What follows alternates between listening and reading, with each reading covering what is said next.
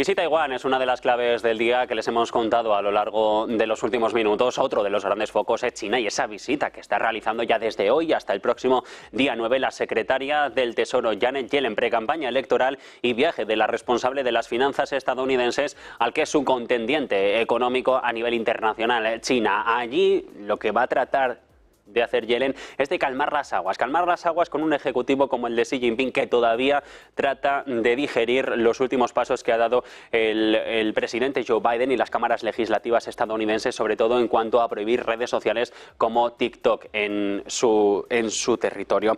China considera al Tesoro la agencia, digamos, más amigable para hablar con los Estados Unidos de América, porque consideran a Yellen desde Pekín que es el perfil más moderado y más proclive a tener relaciones bilaterales entre ambos territorios, uno al menos de los más moderados que existen actualmente en la política estadounidense, al menos por la parte demócrata. De los republicanos ya prácticamente los chinos no esperan nada, y sobre todo si Donald Trump volviera al poder, porque ya ha vuelto a avisar de que va a haber aranceles en el entorno de hasta 60%. Los funcionarios económicos chinos están acogiendo a Yellen de buena gana porque dicen que ella va a ser quien negocie con una mayor flexibilidad cuáles serán las relaciones comerciales entre ambos países a lo largo de los próximos años, incluso cuando tratan de ser todavía adversarios geopolíticos de primer orden. De hecho, esto lo demuestra que Yellen es la única responsable de un gobierno de Estados Unidos que ha estado 2 veces en China a lo largo de la última legislatura, algo que no ha sucedido antes en la historia de esas relaciones.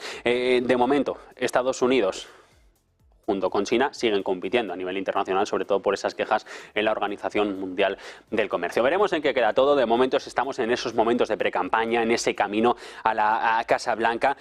Y precisamente de mítines va la cosa, en estos momentos en los que las urnas se vuelven más importantes que nunca. Hoy Biden ha hablado, ayer en Michigan lo hizo el responsable de los republicanos, Donald Trump, y el demócrata ha tenido un mensaje claro para el que a todas luces será su contendiente en las presidenciales de noviembre. Sobre la deuda, el gran problema económico de los Estados Unidos, ha hablado y lejos de hacer autocrítica, decía todo es culpa del republicano que incrementó la deuda en el nivel más alto de la historia de los Estados Unidos durante la pasada legislatura. During the last administration, my predecessor exploded the national debt more than any previous president in history in a 4-year term. More than any previous. He talks about the debt, he exploded it more than any other president in a 4-year term. With his $2 trillion tax cut that overwhelmingly benefited the very wealthy and the biggest corporations in America. Now he and his Republicans in Congress want to cut Social Security, raise the age, and cut Medicare, while they cut taxes. Y les decían, Biden acaba de hablar, Donald Trump lo hizo durante la jornada de ayer y ya vaticinaba, atención a esto, un baño de sangre fronterizo causados por las políticas de inmigración de Joe Biden. Fue en Michigan donde han hablado ambos, donde el demócrata ganó por la mínima las anteriores elecciones, y en Wisconsin en 2020. Eso sí, Trump ya dijo, si no gano en las próximas elecciones, pueden ser las últimas que Estados Unidos tenga. Y todo esto cuando hoy ha hablado precisamente la directora de campaña de los demócratas con declaraciones que son curiosas por lo que suponen para el vuelco de la política estadounidense. Y es que ha dicho que Florida puede ser un estado que apoye a los demócratas y que sea favorable a las políticas demócratas y a la candidatura de Biden de cara a las elecciones. Lo ha dicho justificándose en esa decisión de la Corte Suprema sobre la prohibición del aborto, declarando que era constitucional después de las 15 semanas y que, al parecer, supondría un cambio en el tablero político estadounidense, porque Florida, recuerden, siempre ha sido un estado más republicano que demócrata, con ese Ron DeSantis que llegó a disputar en primarias del partido a Donald Trump el liderazgo de la formación. Esto el mercado también lo recoge, y lo recoge en una acción protagonista de la que hablamos ya prácticamente a diario tras la salida a bolsa hace apenas unos días. Vamos a ver si podemos poner el gráfico en pantalla de Trump Media. Es la acción que a esta hora de la noche de momento se sigue moviendo al son de las actualizaciones de noticias. Cae por encima de los 5 puntos porcentuales, muy lejos de esos máximos de los $77 que llegó a tocar en el día de su salida a bolsa, y precisamente es por un contexto en el que hoy se ha vuelto a dejar sobre la mesa nuevas contiendas electorales y nuevas contiendas judiciales que tiene esta compañía, o los que dirigen la compañía, con los que en su momento fueron los fundadores, porque está demandando a 2 de los que la crearon, a Andy Latinsky y a Wes Moss, porque dice fracasaron estrepitosamente en cada paso de la creación de la empresa y por lo tanto no merecen una participación del 8,6% que recibieron. De momento la acción sigue desplomada en bolsa, 5,52% después de que hace unas horas, durante la jornada de ayer, a la Comisión de Bolsa y Valores, a la SEC estadounidense, le dijera cómo eran sus cuentas y que había perdido 58 millones de dólares y que preveía además perder más dinero a lo largo de los próximos trimestres. De momento, esta es parte de la actualidad que se va dibujando en Estados Unidos a esta hora de la noche. El petróleo va a ser uno de los asuntos candentes en esta contienda electoral, principalmente por los precios que puede acumular esa commodity en los mercados. Vamos a ver si podemos poner ahora mismo la cotización del Brent y del ligero West Texas, porque es sustancial los movimientos que se han realizado durante las últimas horas en el petróleo crudo, en las cotizaciones de los barriles. Estamos en el ligero ahora mismo con una cotización prácticamente plana, superando, eso sí, los 85. El Brent algo más alcista, hasta los 89,39, después de que la OPEP no haya dicho nada, o al menos haya confirmado que se recorta la producción, que se mantienen los recortes de producción, mejor dicho, pero eso sí, vaticinando que pueden actuar pase lo que pase y en cualquier momento. Yolanda Moratilla, ¿qué tal? Muy buenas noches. Hola, muy buenas noches. Bueno, ¿qué le parece esa reunión de la OPEP o las conclusiones que ya prácticamente estaban descontadas? Que no se va a hacer nada, no va a cambiar de manera sustancial todo lo que se había hecho hasta ahora con esos recortes auspiciados por Arabia Saudí y por Rusia, y en otro de los pasos diciendo que actuarán si es necesario en cualquier momento. Sí, la verdad es que ahora mismo toda la geopolítica del petróleo está complicada, pero efectivamente yo la verdad es que es lo que pensaba que iba a ocurrir, y de hecho mi opinión es que se van a mantener los recortes durante todo el año. No solamente hasta junio, sino durante todo el año, porque les está yendo muy bien ahora mismo a todos con los precios del petróleo que estamos teniendo ahora mismo. Por tanto, mi opinión es que, aunque se dejan la puerta abierta para actuar en cualquier momento, pero Rusia, sobre todo, principalmente, es la que quiere controlar la producción, quiere mantener los recortes, y yo creo que es lo que se va a hacer. Rusia presiona, es uno de los principales socios que tiene esta organización con sede en Viena. Los precios los estamos viendo ya más cerca de los 90 que de los 80. Se decía que esos 80 era el nivel cómodo en el que Arabia Saudí quería tener los precios del petróleo. Si suben mucho, si se tensa demasiado la cuerda, ¿corremos el riesgo de romperla? No, yo pienso que sí que podemos sobrepasar los 90 seguro, pero el precio cómodo que estaban hablando era entre un rango de 80 a 100 dólares el barril, y por tanto todavía estamos dentro de lo que es la comodidad de los países, y además estos precios también le vienen muy bien a Estados Unidos, porque tenemos que recordar que en Estados Unidos lo que tienen es el petróleo proveniente del esquisto, y por tanto con unos precios de producción más elevados que los que puede tener Arabia Saudí o Rusia, ¿no? Que son muy bajos, de hecho, y por tanto en estos rangos de precios les está viniendo bien a todo el mundo. Pero precisamente Estados Unidos está abocada a unas elecciones, el país va a las urnas, la parte de la energía, la inflación, sigue siendo uno de los temas candentes, y precisamente el litro de gasolina preocupa mucho a la ciudadanía. No sé si los inventarios, las reservas estratégicas le van a dar para tanto si el mercado empieza a subir hasta esos 3 dígitos en el Brent, por ejemplo.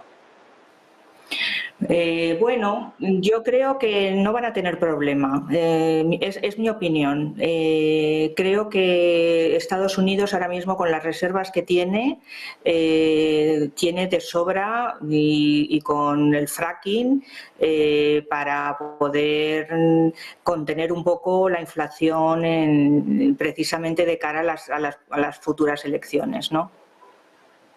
Bueno, mientras tanto estamos viendo una nueva correlación de, no sé si podemos decir poderes, con esas compras que de Rusia pasan a Estados Unidos por parte de la India. ¿Se está conformando un nuevo orden internacional en cuanto a las compras de petróleo, precisamente por estas políticas de la OPEP? Sí, yo creo que lo hemos comentado otras veces en el programa. Desde luego se está conformando un nuevo orden internacional y se está geopolíticamente dividiendo en dos ahora mismo todo lo que es la geopolítica del petróleo y efectivamente tiene mucho que ver India, Rusia, Arabia Saudí y en contra de lo que sería Estados Unidos, etcétera. ¿Es posible, Yolanda, una implicación directa de Irán en el conflicto de Oriente Medio y una subida en consecuencia de los precios del crudo? Se dice que por el estrecho de Hormuz, que es por donde pasa hasta el 21% del petróleo crudo líquido, si no lo recuerdo mal, lo digo de memoria, del comercio internacional, el 21% del crudo a nivel internacional. Si Irán se implica en el conflicto, una parte de Hormuz estaría ligada a la guerra y no sé si esto podría condicionar y disparar directamente de un día para otro a los precios. Los últimos días hemos visto que parece que el mercado así lo está descontando. Sí, yo es algo que me preocupa mucho y creo que tenemos que estar muy pendientes de Irán si entra o no entra en el conflicto, porque si entra, pues creo que nos podría dar problemas desde el punto de vista de la oferta puesta en el tablero y sería cuando la OPEP tendría que reaccionar en ese momento y poner más en el mercado. Me decían hace un par de días que los riesgos geopolíticos apenas están condicionando al crudo en $5 el barril. No sé si tú haces ese mismo cálculo, se lo preguntaba ayer también a otro de nuestros analistas, o ¿crees que es más, crees que es menos? No, puede ser, entre 5, 7, por ahí puede estar perfectamente el riesgo geopolítico, porque tenemos que pensar que petróleo tenemos no solamente en las zonas en conflicto, sino también en otras zonas, ¿no? Está Guyana, que está muy potente, y bueno, y tenemos Estados Unidos, es decir, no todos los riesgos vienen de la geopolítica del petróleo y efectivamente sí, yo podría estar de acuerdo en esos 5 de descuento que tendríamos que tener para los riesgos geopolíticos. Yolanda, un placer haber analizado la decisión de la OPEP de hoy contigo. Que tengas buena noche. Buenas noches.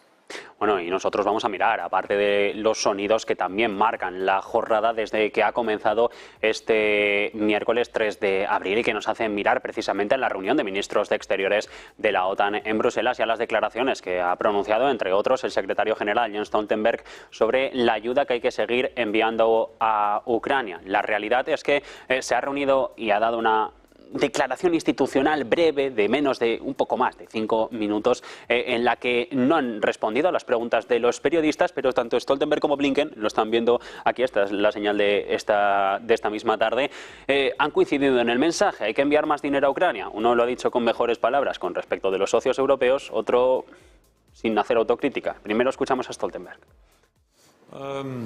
When NATO made the pledge to invest 2% of today, 2/3 of NATO allies are spending 2% of GDP on defense. That's significant progress, but of course we want more allies. We want all allies to be at 2%, and 2% is a minimum. So this is a message that I and we all convey very strongly as we prepare for the upcoming Washington summit. Es la cumbre de Washington donde centran todos los esfuerzos. Se van a celebrar 75 años desde la creación de la Alianza Atlántica, y les decía, Stoltenberg ha sido más benevolente, vamos a decir, con los socios europeos, que no ponemos tanto dinero, no el 2% del PIB, algunos países para la OTAN, pero menos benevolente ha sido el estadounidense, que no hace autocrítica porque ellos no envían los fondos a Ucrania, pero nos dice a nosotros que sigamos enviando dinero. Escuchen. So many new challenges, some of which the Secretary General alluded to, that we have to confront now, and to make sure that countries continue to do their part as well when it comes to helping Ukraine deal with the ongoing aggression from Russia. All of these things are front and center. So we've had a very good session today, focused on preparations for the summit. Coincide Blinken en que hay que seguir preparando todo para la cumbre de Washington, pero la gran clave está en seguir enviando dinero a Ucrania. No sabemos si sí o si no, a fondo perdido. Todo ello cuando los sentimientos nacionales crecen más que nunca en los diferentes países, sobre todo aquí en Europa, y ambos territorios, tanto la Unión como Estados Unidos, vamos a contiendas electorales en las que va a pesar y mucho sobre la política de defensa lo que digan los líderes políticos. De momento, Anthony Blinken, lo veían, ha estado hoy en Bruselas, pero parece que se le ha complicado el viaje porque estaba en París ayer con el ministro de Defensa Gallo, con el de Exteriores, con Stéphane Séjourné. Iba a viajar, lo iba a hacer en un avión, en un Boeing 737, adaptado a las necesidades de un responsable de la diplomacia estadounidense como es Blinken, y la acción de momento ahora la ven caer en bolsa. Lo hacen muy poco, lo hacen en el entorno del 0,96%, pero la gran clave del día de hoy que nos ha dejado Boeing, que es otro fallo mecánico en sus aviones que ha obligado precisamente a Blinken, a uno de los responsables de la política estadounidense, a viajar de París a Bruselas en coche. Menos mal que estaba en territorio europeo y podía hacerlo sin ningún tipo de problema. No se le complicaba el viaje como le pasó hace unos meses con ese mismo Boeing cuando quiso regresar de Suiza a Estados Unidos y tuvo que hacerlo no en el avión que le pone el gobierno estadounidense, sino en otro avión más pequeño de otro calibre que, eso sí, no tuvo ningún tipo de problema, ni siquiera mecánico. No sabemos entonces si fue un avión estadounidense o un Airbus europeo. El avión de la Fuerza Aérea estadounidense, de momento, según lo que sabemos, sigue estando inoperativo y sigue tratando de arreglarse esta incidencia mecánica. De momento, Blinken, como les digo, de París a Bruselas, ha tenido que viajar en coche durante estas últimas horas. Minuto, el que pasa sobre las 8:30 de la tarde. Seguimos con la actualidad. Ojo, porque a la vuelta les contamos lo que dice un inversor activista sobre Tesla. No son buenas noticias para la compañía de Elon Musk, pero antes publicidad.